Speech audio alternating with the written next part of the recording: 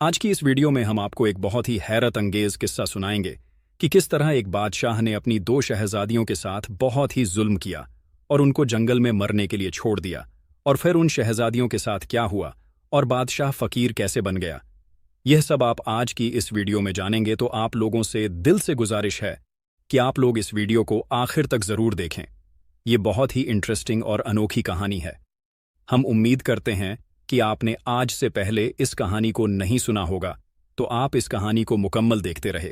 साथ ही इस वीडियो को लाइक जरूर करें। नए आने वाले लोग चैनल को सब्सक्राइब करें, साथ ही लगे बेल बटन को प्रेस कर दें ताकि हर वीडियो का नोटिफिकेशन आपको टाइम पर मिलता रहे। तो चलिए शुरू करते हैं वीडियो। बहुत जमाने पहले की बात है। किसी मुल्क पर एक नेक दिल बादशाह हुकूमत करता था। उस बादशाह की बीवी बहुत खूबसूरत थी। बादशाह की रियाया भी खुशहाल थी। माल दौलत की कमी न थी। लेकिन यह सब कुछ होते हुए भी वह लोग खुश नहीं थे, क्योंकि उनके यहां कोई औलाद नहीं थी। बादशाह हर वक्त बहुत ही उदास रहता।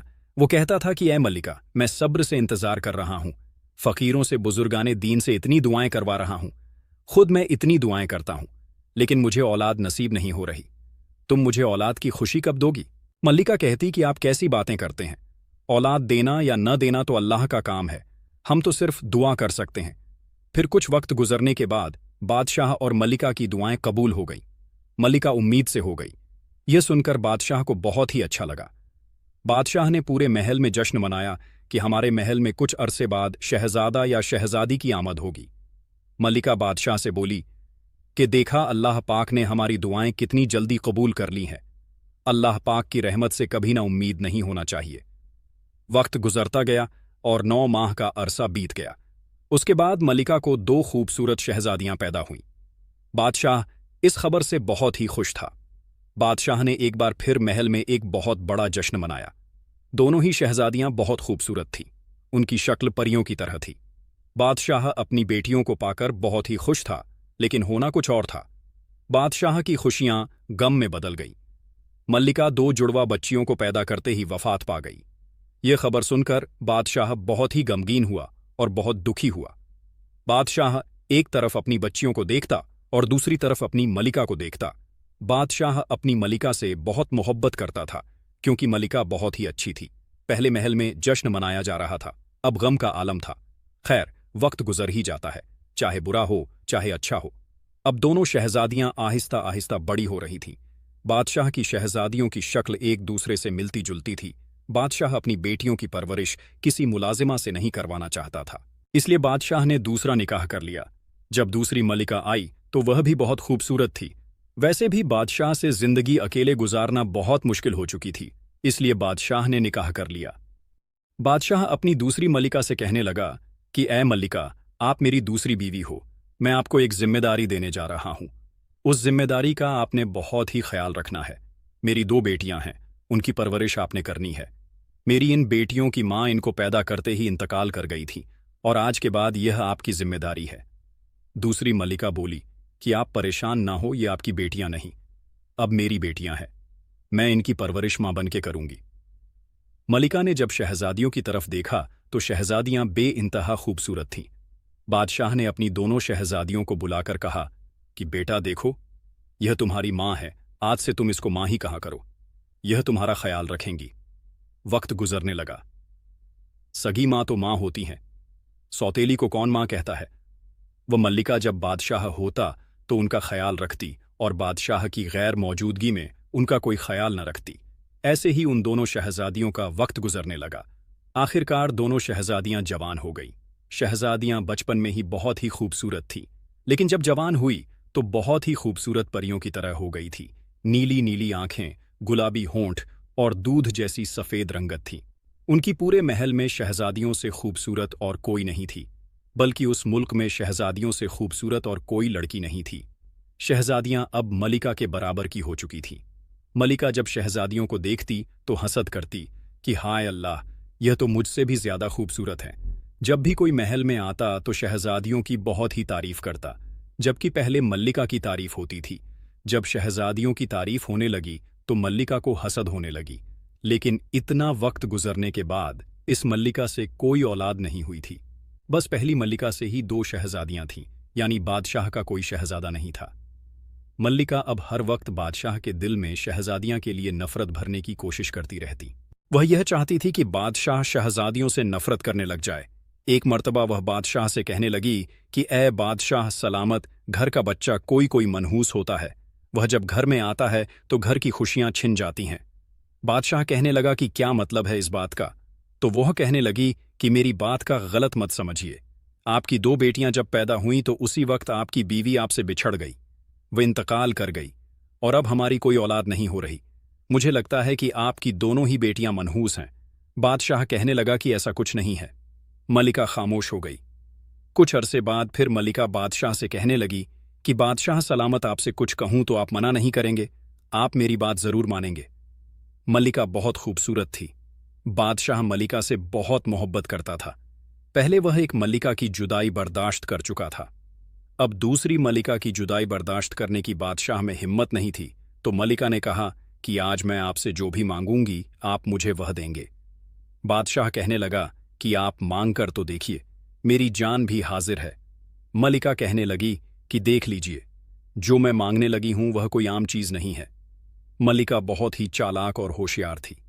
ऐसे ही बादशाह का दिल बनाती रही। ऐसी बातें करके वह बादशाह का दिल को मुतासिर करती रही ताकि बादशाह इनकार ना कर सके। आखिरकार मलिका ने कह ही दिया कि आप अपनी दोनों शहजादियों को जिला वतन कर दें। ये जब से महल में आई हैं, महल में कोई खुशी नहीं आई है और कोई शहजादा भी नहीं आ रहा, और शहजादा पैदा नहीं होगा तो ये आपकी सल्तनत को आपके बाद कौन संभालेगा? ये दोनों ही शहजादियां मनहूस हैं। आप इन दोनों शहजादियों को कहीं जंगल में छोड़ आए। बादशाह कहने लगा कि तुम ठीक कहती हो, हमारे घर कोई शहजादा नहीं आ रहा और हमारी दुआएं भी कबूल नहीं हो रही। मैं ऐसा ही करता हूं। दूसरे दिन बादशाह अपनी शहजादियों से कहने लगा कि आओ बेटा, आज मैं तुम लोगों को शिकार के लिए ले चलता हूं।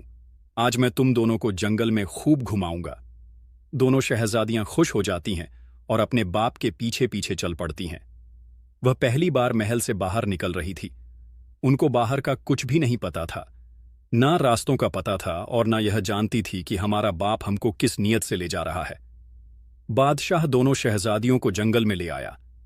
जब दोनों शहजादियां अपने अपने ध्यान लग गई, यानी खेलने लग गई, तो बादशाह ने मौका देखकर अपनी बेटियों को कहा कि बेटा, मैं यहां से जा रहा हूं और मेरी ये पगड़ी तुम्हारे पास रखी है। मैं अभी आ जाऊंगा, तुम यहां से कहीं भी मत जाना। यह कहकर बादशाह वहां से फरार हो जाता है। दोनों शहजादियां अपने खेल में मग्न थीं।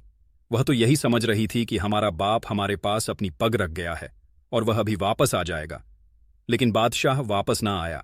सुबह से शाम हो गई। अब दोनों ही शहजादियां काफी परेशान होने लगीं कि हमारा बाबा कहाँ है। दोनों शहजादियां यही सोच रही थीं कि हमारा बाबा आ जाएगा, लेकिन बाप तो हमेशा के लिए छोड़कर चला गया था। जब शाम हुई, अंधेरा छाने लगा, तो छोटी शहजादी रोने लगी कि हमारा अब्बा हमें छोड़कर चला गया है। दोनों शहजादियों को रास्ते का कुछ पता नहीं था। इधर उधर अपने बाप को आवाज देकर ढूंढने लगी, लेकिन बाप कहाँ मिलने वाला था। आखिरकार अंधेरा छा गया। दोनों ही शहजादियां एक जगह पर बैठकर रोने लगी कि अब हम कहाँ जाएं, क्या करें। उसी जंगल में एक दूसरे मुल्क के बादशाह ने अपने वजीर और सिपाहियों के साथ जंगल में डेरे डाल रखे थे। वह किसी शिकार के लिए आए थे और उन्हें शाम हो गई तो वह वहीं पर रुक गए। वजीर ने शिकार किया और शिकार करके उसको भूनने लगा। उस वक्त वजीर की नजर दोनों शहजादियों पर पड़ गई, जो कि तन्हा बैठी दरख्त के नीचे रो रही थी। दोनों शहजादियां बहुत मासूम थीं। जंगल में अंधेरा था, लेकिन उनकी रंगत दूध की तरह चमक रही थी। वजीर उस वक्त बटेर भून रहा था। वजीर की नजरें जब शहजादियों पर पड़ी तो शहजादियों की रंगत दूध की तरह चमक रही थी। आंखें नीली और होंठ गुलाबी थे। वजीर का जो शिकार था वह जल गया। वजीर शहजादियों को देखने में इतना मसरूफ हो गया था। वजीर ने इससे पहले इतनी खूबसूरत लड़कियां पहले कभी नहीं देखी थीं। खैर, वजीर जब जला हुआ शिकार लेकर बादशाह के पास गया तो बादशाह देखकर आग बबूला हो गया कि तुम्हें मैंने जंगल से शिकार पकड़कर भूनने को कहा था और तुम जलाकर ले आए हो। वजीर कहने लगा कि ऐ बादशाह सलामत, इस बात की मैं आपसे माजरत चाहता हूं, लेकिन मैं क्या करूं, अगर आप भी होते तो ऐसा ही करते। बादशाह बोला कि क्या मतलब है इस बात का? तो वजीर ने सारी हकीकत बता दी कि जंगल में मैंने बहुत ही खूबसूरत 2 लड़कियों को देखा है। बादशाह इस बात से बहुत ही मुतासिर हुआ। कहने लगा, अच्छा, अगर यह बात है तो मुझे वहां पर ले चलो, मैं भी तो देखूं कि कितनी खूबसूरत हैं। वह दो लड़कियां वजीर बादशाह को उस जगह पर ले जाता है जहां पर शहजादियां बैठी होती हैं। बादशाह भी देखकर हैरान हो जाता है कि वाकई शहजादियां तो बहुत ही खूबसूरत है। बादशाह का बड़ी शहजादी पे दिल आ जाता है। बादशाह देखकर ही फिदा हो जाता है। बड़ी शहजादी बादशाह को बहुत पसंद आती है और बादशाह भी कुंवारा होता है। अभी तक बादशाह ने शादी नहीं की होती। इतने ही बड़ी शहजादी की नज़र बादशाह पर पड़ गई। वह दोनों शहजादियां बहुत ही घबरा गईं। बादशाह उनके पास आया और बहुत ही नरम लहजे में कहने लगा कि तुम लोग घबराओ मत, तुम लोग कौन हो और इतनी रात में जंगल में क्या कर रही हो। वह दोनों शहजादियां रोने लगीं और रो रोकर सारा किस्सा बयान कर दिया कि हमारा बाप हमें बहाने से जंगल में लाया था और हमें तन्हा छोड़कर चला गया। बादशाह ने दिलासा देते हुए कहा कि तुम दोनों परेशान मत हो, मैं भी एक बादशाह हूं, दूसरे मुल्क से यहां शिकार करने के लिए आया हूं, तुम लोग मेरे साथ महल में चलो। शहजादियां बादशाह के साथ महल में चली गई। दूसरे दिन बादशाह ने मौका देखकर बड़ी शहजादी से कहा कि मैं तुमसे शादी करना चाहता हूं, क्या तुम मेरे निकाह में आना पसंद करोगी। शहजादी भी यही चाह रही थी, क्योंकि शहजादी के पास कोई और चारा भी नहीं था। शहजादी ने सोचा कि मैं बादशाह से शादी कर लूं तो मेरी बहन भी यहीं रहेगी और हमारा और कोई ठिकाना भी तो नहीं है, इसलिए शहजादी बादशाह को हां कर देती है। बादशाह बात सुनकर बहुत ही खुश होता है और महल में एक बहुत बड़ा जश्न मनाता है। शहजादी की शादी जब बादशाह से होती है तो वह मल्लिका बन जाती है और मल्लिका की तरह ही रहने लग जाती है। छोटी बहन भी वहां पर बहुत ही खुश रहने लग जाती है। लेकिन जब वह दोनों अपने बाप को याद करती हैं तो बहुत ही गमज़दा हो जाती हैं। जैसे कि बड़ी शहजादी बहुत खूबसूरत थी। बादशाह शहजादी से बहुत मोहब्बत करता था, उसे घुमाता फिराता, उसके साथ खूब बातें करता। आगे लड़कियों के बाप की कहानी सुनिए। उनके वालिद ने जिस मलिका से शादी की थी वह मलिका गद्दार निकली थी। उसने बहाने से बादशाह से उसकी बेटियों को जुदा कर दिया। वह पास के मुल्क के बादशाह के साथ मिली हुई थी। उन गद्दारों के साथ मिलकर उसने बादशाह की सल्तनत पर हमला करवा दिया। जब गद्दारों ने हमला किया तो बादशाह से बादशाह की सल्तनत छिन गई। तब बादशाह को पता चला कि मेरी यह बीवी गद्दार थी। इसने चाल चलकर मुझसे मेरी बेटियों को जुदा कर दिया और मेरी सल्तनत भी छीन ली। उस गद्दार मलिका ने जब हमला करवाया तो बादशाह को वहां से चलता किया। तब बादशाह को एहसास हुआ कि मैंने कितनी बड़ी गलती कर दी। अपनी बेटियों को अपने आप से जुदा कर दिया और उनको जंगल में तन्हा छोड़ दिया। पता नहीं उनका क्या बना होगा। तब बादशाह को एहसास होने लगा। बादशाह को इस बात का इतना सदमा लगा कि मलिका की बेवफाई और सल्तनत भी छिन गई और बेटियां भी गंवा दी। बादशाह यह बात बर्दाश्त ना कर सका। कुछ दिन तो ऐसे गुजर गए। फिर बादशाह भीख मांगने लगा। बादशाह की ऐसी हालत हो गई कि बादशाह भीख मांगने पर मजबूर हो गया, क्योंकि कोई भी बादशाह की मदद नहीं करता था। बादशाह रोता और गलियों में ऊंची ऊंची आवाज लगाता कि ऐ लोगों, देखो मैं तुम्हारा वही बादशाह हूं। लोग कान ना धरते और अपने अपने कामों में लगे रहते। कौन किसी की बात सुनता था। कोई बादशाह की बात ना सुनता, और अगर कोई बादशाह को पहचान कर उसकी बात सुन लेता तो वह बादशाह का खूब मजाक उड़ाता कि इतनी खूबसूरत मलिका ब्याह कर लाया था, देखो उसने बादशाह के साथ क्या किया है। बादशाह को अब इतना पछतावा होने लगा कि बादशाह रो रो कर लोगों को बताता कि हाय अल्लाह, मैंने अपनी बेटियों के साथ ऐसा किया था, उस गुनाह की ही मुझे यह सजा मिल रही है। लोग बादशाह से यह सुनकर और भी नफरत करते कि यह कैसा बाप है, इसने अपनी सगे बेटियों के साथ ऐसा बर्ताव किया। बादशाह अब भीख मांगने पर मजबूर था। लोग थे जो बादशाह से नफरत करने लगे थे कि कोई बाप भी ऐसा नहीं कर सकता। दूसरी तरफ उन शहजादियों की खूबसूरत जिंदगी गुजर रही थी। बाप ने तो उनको जंगल में छोड़ दिया, लेकिन अल्लाह ताला ने उनको फिर से वही सल्तनत अता कर दी, वही आसाइश अता कर दी, वही सहूलत अता कर दी, बल्कि उससे भी ज्यादा, क्योंकि बड़ी शहजादी तो अब मलिका बन चुकी थी। वह उस महल में राज कर रही थी और उसके साथ छोटी शहजादी भी बहुत खुश थी। एक दिन वह दोनों शहजादियां महल के बगीचे में बैठी होती हैं कि बाहर एक भिखारी सदा लगाता है कि अल्लाह उसको खुश रखे जो मुझ भिखारी को खैरात डाले। छोटी बहन कहने लगी कि बाजी बाहर कोई फकीर आया है, मैं उसे खैरात देकर आती हूं, कुछ पैसे देकर आती हूं। छोटी बहन बाहर गई तो बाहर एक फकीर बैठा हुआ था।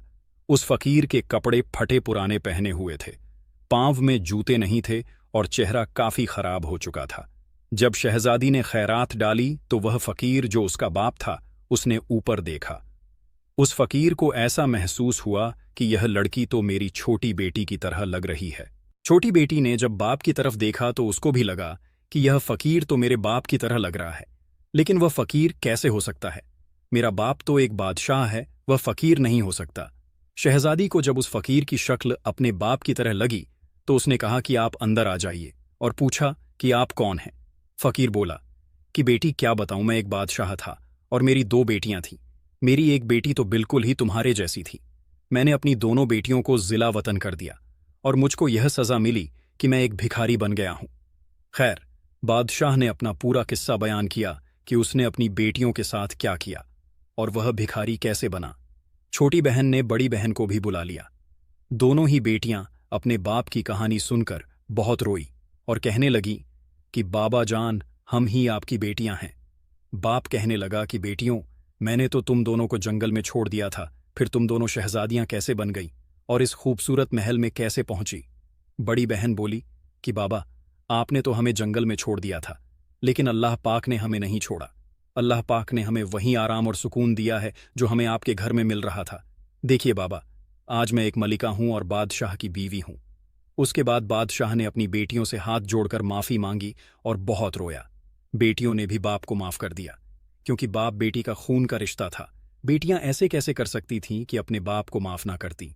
दोनों ही शहजादियों ने बाप को माफ कर दिया और उन दोनों शहजादियों ने अपने बाप को माफ करके अपने साथ उस महल में रख लिया।